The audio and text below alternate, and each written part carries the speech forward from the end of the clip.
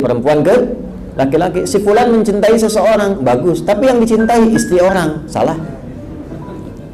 Jelas? Maka lihat objeknya. Nggak mungkin seorang laki-laki kemudian mengatakan aku mencintai dia karena Allah, tapi istri orang. Itu mustahil.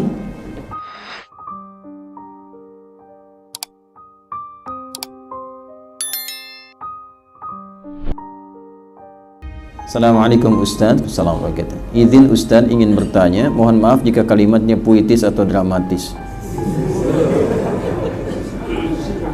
Hidayah bisa didapat dari mana saja, terkait bahagia. Salah duanya adalah merasakan cinta dan dekat dengan Allah. Apakah mencintai seseorang membuat kita ingin lebih dekat kepada Allah merupakan suatu kebaikan? Terima kasih Ustaz. Bisa baik, bisa tidak.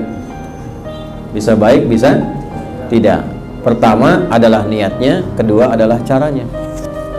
Itu selalu niat dan cara. Mencintai seseorang karena Allah, betul, itu baru keinginan. Ya, baru apa?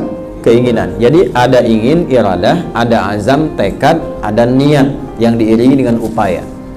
Apa buktinya mencintai seseorang karena Allah itu? Apakah karena syahwat atau benar karena Allah? Maka dibuatlah standar-standar dari Allah Subhanahu wa ta'ala.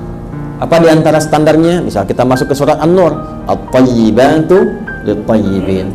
Orang-orang yang benar-benar baik itu, maka cintanya akan diarahkan kepada yang baik-baik yang Allah ridhai.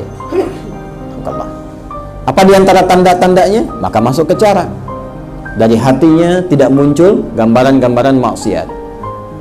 Objek yang dicintainya memang fokus kepada benar-benar yang diperkenankan oleh Allah untuk dicintai, bukan karena tujuan-tujuan yang lain. Misal, mohon maaf sekali, mohon maaf. Ada fulan, ada fulana. Dia melihat si fulan siapa? Kan cinta itu bisa dua, dari laki-laki ke perempuan, dari perempuan ke laki-laki. Si fulan mencintai seseorang, bagus, tapi yang dicintai istri orang, salah. Jelas? Maka lihat objeknya. Nggak mungkin seorang laki-laki kemudian mengatakan aku mencintai dia karena Allah, tapi istri orang. Itu mustahil. Ya, ketika cinta dilakukan karena Allah, maka hukum Allah berlaku. Dia siapa? Istri orang. Astagfirullah. Nggak boleh, bukan. Salah itu. Ya, maka diarahkan lagi kepada hukum yang dibenarkan oleh Allah Subhanahu wa ta'ala. Apa yang boleh? Oh iya, ini yang single misalnya. Ini yang pernah jadi istri orang, statusnya sudah masa iddah, selesai. Ya, dan dia tidak tunggu-tunggu. Ya Allah, pisahkan dia. Ya Allah, pisah tidak. Itu sudah salah. Salah, hati-hati. Setan itu modusnya banyak. Sama juga dengan begitu, perempuan cinta pada seseorang, cuman suami orang. Hati-hati. Ya, dan bab poligami pada dia misalnya belum masuk, maka jangan dipaksa-paksa untuk poligami. Bisa-bisa dia menikah dengan perempuan itu, pisah dengan yang lainnya. Nanti satu waktu kita belajar fikih poligami. Ya, poligami itu bukan untuk diinginkan. Ya, tapi juga jangan disimpulkan untuk dipraktekkan, bukan. Ya, nanti ada babnya sendiri, Karena itu bertakwalah kepada Allah Subhanahu wa ta'ala. Menginginkan seseorang untuk menjadi bagian dari pasangan boleh, tapi hukum Allah diterapkan. Bagaimana caranya? Pelajari fikihnya, masuk Quran surah 49 ayat 13. Ya ayyuhan nasu inna khalaqnakum min dzakarin wa untha wa ja'alnakum syu'uban wa qabaila lita'arafu. Pakai rumus ini, ta'aruf. Ya, tak kenal maka ta'aruf, bukan tak sayang. Karena tidak semua yang dikenali itu harus disayangi. Ya, bapak kenal dengan istri tetangga kan tidak harus sayang. Ya kan? Ta'aruf, apa itu ta'aruf? Taknya di situ, taknya berfungsi saling.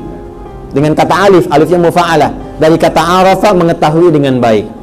Ta'aruf, saling mengetahui. Lihat dulu, saya nampaknya terlihat ada keinginan tertarik dengan si fulana atau fulana kepada si fulan. Kenali siapa dia. Keempat rumusnya kan? Masih ingat? Tunkahul mar'atu li arba'in. Kalau pengen menikahi perempuan atau perempuan ke laki-laki karena 4 hal. Satu, apa satu? Kita tempatkan nasab dulu, li nasabiha. Latar belakangnya siapa dia? Anak siapa? Dari mana? Ya kan? Untuk ditentukan, jangan-jangan satu nasab. Ya, jangan-jangan sosok yang nggak boleh kemudian dinikahi seperti yang tadi kita sampaikan. Ya, maka setelah ketahuan nasabnya, aman nasabnya. Yang kedua apa? Limaliha, kadar kemampuan ya dari harta benda, dibutuhkan apa untuk menikahi itu? Makanya nanti turun Quran surah keempat ayat keempat, wa atun nisa shadaqatihinna nihlah. Cek untuk menikah itu, untuk lamaran butuh apa? Apa kebiasaan di tempat dia? Ya. Kemudian dari situ ada mahrul misli, mahar yang standar di tempatnya. Berapa yang dibutuhkan untuk pernikahan? Nggak harus terlalu mewah, yang penting akan terpenuhi. Kemewahan disiapkan untuk setelah berumah tangga. Yang ketiga apa? Lijamaliha. Ya, itu standarnya relatif karena kecantikannya atau kegantengannya. Nah, cantik yang dimaksudkan di sini tafsir lagi di hadis lain. Bukan secara fisikal saja. Betul, fisikal nanti terkadang terkait dengan keturunan. Tapi ada hadis lain nanti yang menafsirkan ketika dipandang merasa tenang. Jelas? Membuat kenyamanan. Ya, ada memang wajahnya secara fisik cantiknya luar biasa 100%. Cuman cerewetnya 1000%. Misal. Ya, yang ketika digandeng memang nyaman, tapi ketika bicara jadi nggak nyaman. Ya, mal untuk keluar 10 juta, tapi zakat malnya 100 juta misalnya. Ya, itu kan repot juga. Maka mungkin yang wajahnya biasa-biasa, tapi terlihat cantik dalam dirinya. Kalau menatap tenang hati, kalau bicara damai jiwa. Makanya sering orang mengatakan cantik itu relatif, bergantung keadaan dirinya. Istri Anda cantik bagi Anda, ya. Istri orang lain cantik bagi orang lain, jangan ditukar. Istri orang cantik bagi Anda, istri Anda cantik bagi orang, itu fatal. Ya, setan itu pintar, biasanya setelah menikah seperti itu. Awal sebelum menikah pasangan Anda paling cantik, setelah menikah istri orang jadi lebih cantik. Itu setan itu. Ya, yang keempat lidiniha. Yang keempat itu agamanya. Jadikan ukuran. Jadikan apa? Ukuran. Fadfar bidzatid dini taribat yadak. Jaga yang agama itu, kalau benar agamanya, itu akan beruntung dalam pernikahannya. Jadi, tetapkan pada yang keempat. Maka kalau Anda bertanya seperti ini, ukur yang keempat itu setelah memastikan yang tiga. Jadi 4 jadi prioritas. Walaupun dia cantik, walaupun dia ganteng, tapi jauh dari agama, itu nomor sekian. Supaya dia baik dulu agamanya. Walaupun nasabnya bagus, anak orang kaya, punya kedudukan, tapi agamanya jelek, jangan titipkan anak Anda pada yang demikian. Karena celakanya itu panjang. Ya, ada seorang imam, sahabat Nabi, namanya Abu Darda radhiyallahu ta'ala anhu. Itu punya anak cantiknya luar biasa. Jadi rebutan, sampai rebutan para amir-amir.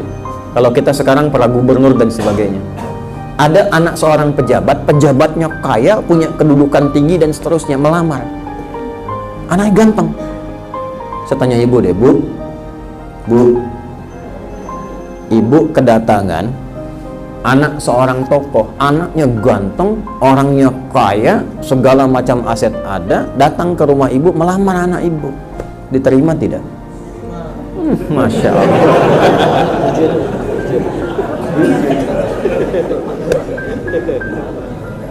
Begitu datang, Abu Darda menolak. Dan anaknya juga menolak. Padahal kurang apa lagi dunianya? Sempurna. Kalau untuk ukuran kesempurnaan manusia. Apa alasannya? Aku khawatir karena kesibukan anak Anda itu mengurangi atau bahkan menghilangkan kebiasaan sholat malam anakku yang memang sudah terbiasa aku didik selama hidupnya. Takut kehilangan amalannya. Karena ini orang dengan Quran jauh, sholatnya jarang-jarang, kebawa. Sifat perempuan kan nanti berkhidmat pada suami. Khawatirnya ketika sibuk bahkan hilang kemudian kebiasaan amal solehnya. Harusnya bisa saling menyempurnakan di situ. Dan perempuan biasanya jarang memberikan pengaruh yang kuat, lebih banyak terbawa. Jadi jangan sampai perempuan sebelum nikah berjilbab, setelah menikah kebawa hilang jilbabnya. Sebelum menikah ahli Quran, setelah menikah hilang Qurannya. Maka standar yang pertama, walaupun tiganya bagus, tetap agamanya. Kalau keempat-empatnya ada, itu luar biasa, walaupun jarang semua itu bisa terjadi. Jelas ya? Baik, jadi mencintai itu boleh sepanjang hukum memperbolehkan dalam kebolehannya. Maaf kalau jawabannya sangat puitis.